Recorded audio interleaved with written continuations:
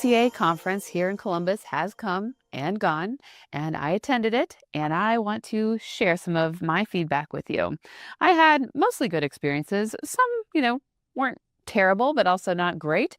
And those are things you're always going to take away from a conference. So I'm going to talk a little bit about that here today on the Cultivating Calmness podcast. Well, as we jump in here, I know I talked last week about going to this conference and I said I would give you some feedback. So here I am talking about some of this feedback. I have never been to an ACA conference. Now, I have been to other conferences, both mental health and non-mental health specific. And I would say for all the ones I've attended, this probably wasn't the best one, but it also wasn't terrible. Like there was nothing, hugely, terrible or bad about it, but there were some things where could have been better, and things you just learn from going to other places and talking to other people and you hearing some of their feedback. So I have a little bit of that, and just something for you to, consider, think about when you go to a conference, what you are maybe looking for, what is your purpose. I know when I go to a conference, a lot of my purpose is to not like get CEUs, although that's big. If I'm paying the amount of money I'm paying, I want to get CEUs for the sessions that I'm going to, and I want to try to get as many sessions as possible. But for some people, that is not why they're going. They're not going to the conference specifically to get CEUs. Maybe it's for networking. Maybe it's for connecting in some other way. Maybe it's to be a vendor. Maybe, it's to get some CEUs, but also to do those other things. So if your purpose is to go for, sessions, you may look at it differently than somebody else whose purpose is to go for connecting. Okay. So just keep that in mind. Mine has been mostly to go to learn things, but also to get some connection. And that's where I think it was difficult for the ACA. Now, as with every conference, there's usually, a certain number of sessions that you're going to choose from in each hour and a half block. Okay. So the same was for this one, except it was I didn't even count, something probably between 10, 15, maybe more options per hour. So that made it kind of difficult to pick what kind of session I wanted to go to. And you do the best you can with the title, the description. Sometimes you have access to the handouts, so you can kind of look at those and see, is this something I want to go to? Is it not? Sometimes you show up, and I did that to at least one where I showed up thinking it was going to be one thing, sat for about 20 minutes, and I was like, not for me. And I went and just found another one and popped into that instead. And, it was a little better, but still, there were some hours where I was like, I don't know if I really love any of these, but I'm going to pick one and I'm going to go to it. Some of the sessions I went to, I took, I would say copious amounts of notes. So here's my little notebook. I usually like to just bring, a notebook and devote it just to the notes that I'm taking for that session. Now I still have a decent amount that I haven't used, so we might take this off and use it for, other sessions. But I have my printed notes that I used, and I would take notes on here. And then I also have my written notes where either they didn't have printed notes or they did, but I wanted to take more notes than the space they had provided or, than they had available in their slides, for example. So some had slides or handouts, but it wasn't everything that they were showing in their slides. So I was taking lots of notes. There were some sessions where I barely took any notes. So I was kind of disappointed in some of those. Usually I go to sessions and I have clients in mind.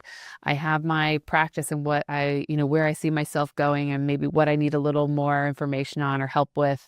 And that's why I'm going to those sessions, is to really help to hone my skills, help me to build on what I'm already doing, being able to see things differently, even if I already know the information. I've met lots of other clinicians who go to some of these local conferences. And so, another part of going to these conferences is connecting. So I was able to connect with a lot of therapists, both that I knew more personally or that I've just, seen at other conferences, and we say, hey, we recognize each other. We chat for a few minutes. That's always really fun and exciting to be able to connect with people in that way. And so I was able to do that.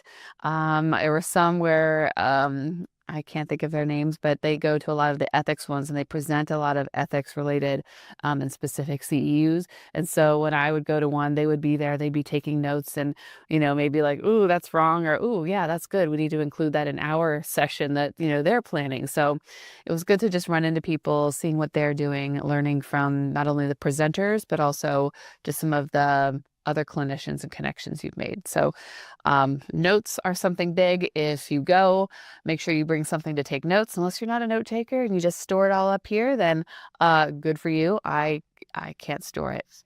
One of the downsides to going to a conference and being in so many sessions, I think I went to like 8, both Friday and Saturday. So that's 16 hours of sessions. It's a lot.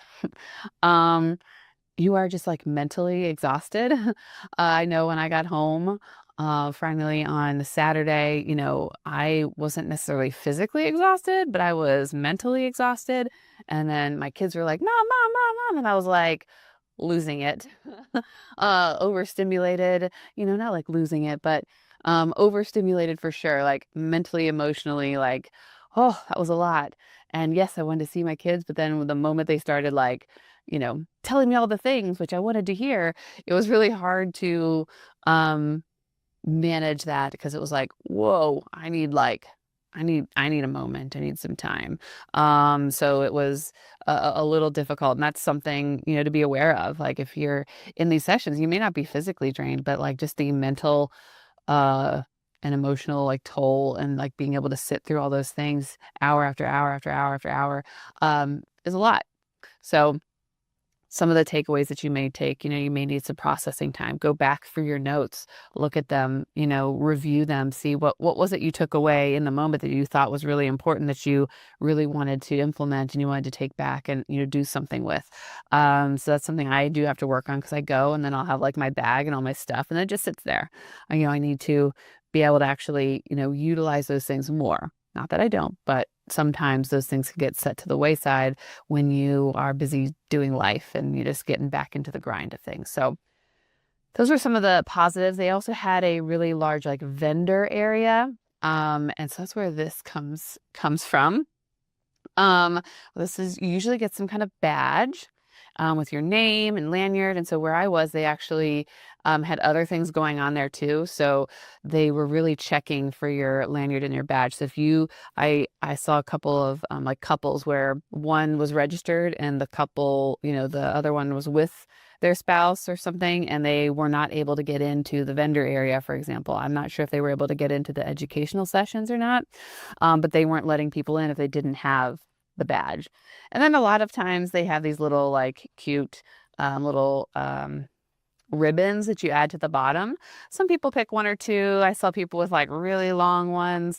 I picked a few, like first time attendee, that I'm a licensed professional counselor, that Ohio counselors are the heart of it all, since it was in Ohio this year, and just one that was more silly that says, I'm observing.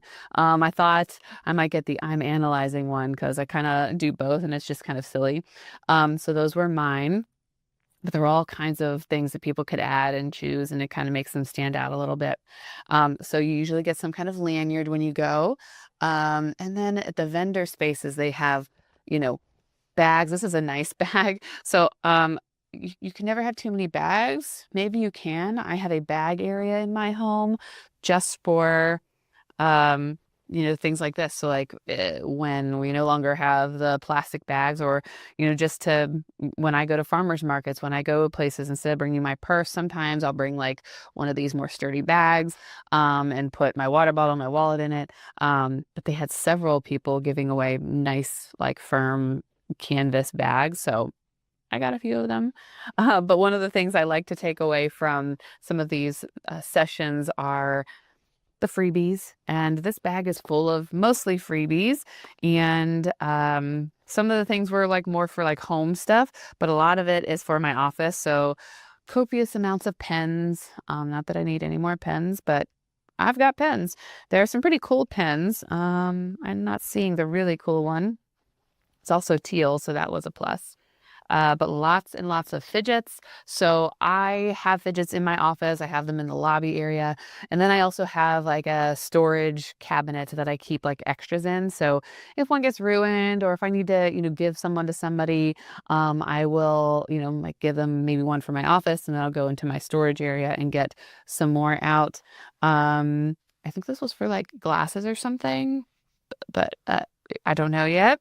I have a little like ring for your phone. It's like a selfie light. I'm not going to turn it on because it took a minute to turn it off, but it blinks, it lights up. That was cool. So I got some of that kind of stuff, little like sticky notes, notepad things.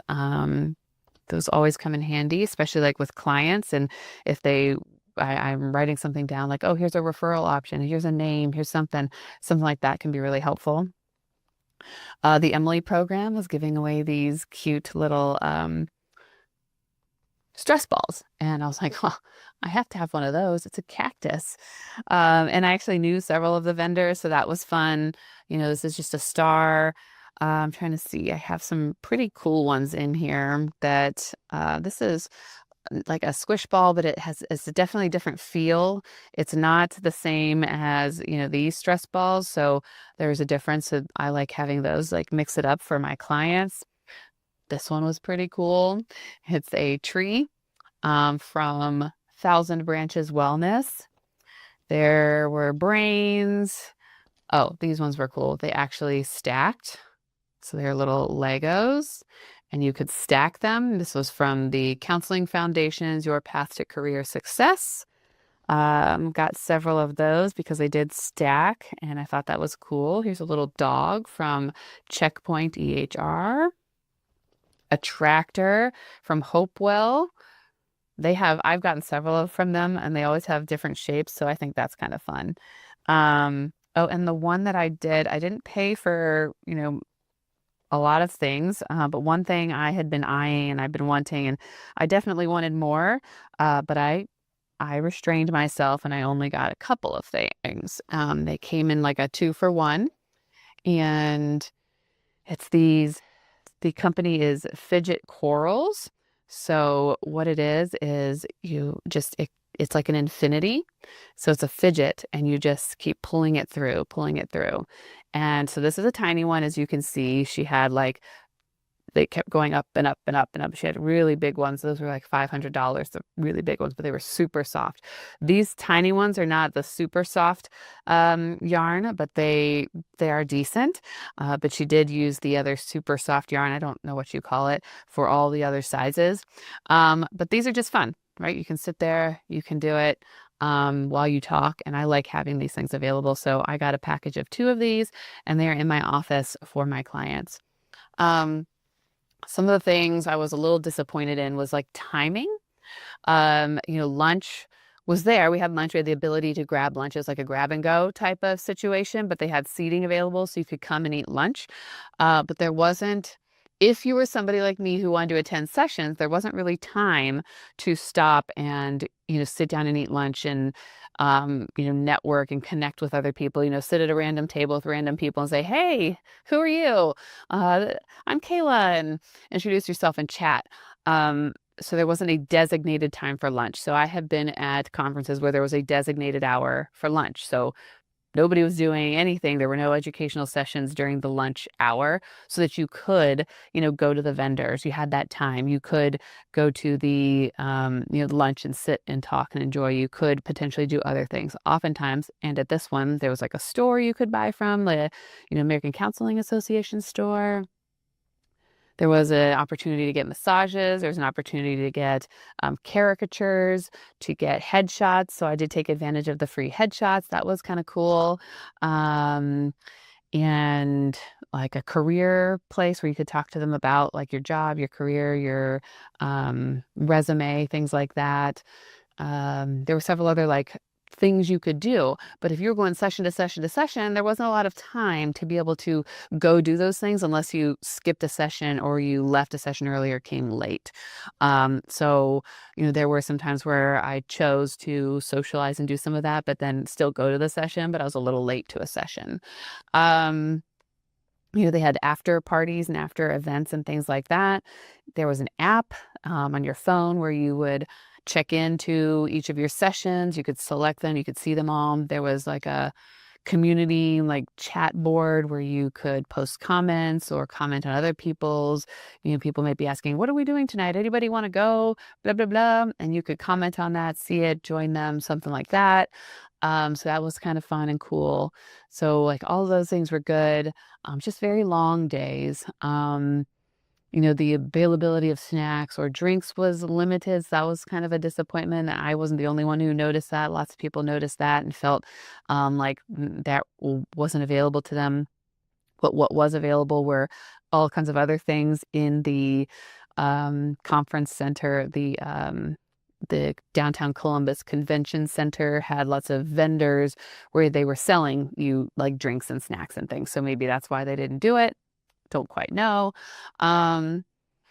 So very, filled days and getting to kind of talk with new people and colleagues that I've known. That's always great and fun. It's good to go with somebody, so if you know somebody, that way you can meet up for lunch or, plan to go to sessions together or plan to not go together, but then be able to come back together and talk about the sessions you went to. So like kind of that kill two birds with one stone type of thing so that you can share information and learn things from each other based on where you went. So like those are some of my takeaways as well as all the things I'm going to add to my office now. I actually met somebody who was at one of the vendors and I was telling her about how I'm collecting all of the squish balls. And she showed me hers and I was like, that is genius. I don't really have a space to do that, but she has a shelf where she collects them as well for her clients and staff. And it's just rainbow of all of the ones she collects. And so each shelf is like a different color. And she had, a bunch of different ones. I don't know if she had 100 yet, but she had a bunch of different ones, and one of each kind, on all the different shelves. So that was kind of cool. And, pick and choose whatever one you want. So if you've ever been to a conference, if you ever consider going to a conference, those are some of the things to consider. If I am out of town, so I've been to conferences in Portland, Pittsburgh, Indianapolis, maybe somewhere else, and several here in Columbus. But when I'm out of town, like I want to explore.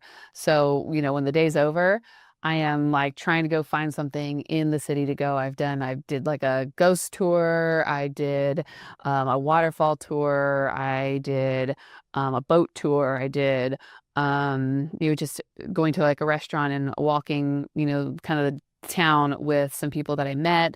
So it's always fun to just explore the area versus like staying in your hotel and staying in the conference area. So that might mean you miss a session or two, or you work in those things into the schedule. Maybe you come a day early or you leave a day late so that you can do some of that additional exploring in the city that you're in. So, or turn it into a vacation. I've considered that as well. Whereas you turn that into like a family vacation, your family goes and does things while you're at the conference. And then the rest of the week, you all can do things together. So those are things that you may consider if you decide to go to a conference. That being said, I will be back next week to talk about the Seeking Whole Health conference that I am going to this week. So one conference after another, back to back. I'm actually probably more excited about this one than I was the counseling one. Yeah, it's not counseling specific, but it is health related. I'm a mental health clinician, and I do take into consideration all of those health related factors and bring those into and consider those things when working with my clients. So I love hearing all of this information, and it helps me to be able to hear the signs and understand where, what's going on under the surface with my clients. And that's why I really like the Seeking Whole Health conference, which I'll be going to starting Thursday of this week. So just a couple more days and I will be off to that one. I hope you have a wonderful rest of your week. Thank you for joining me. I will see you again soon.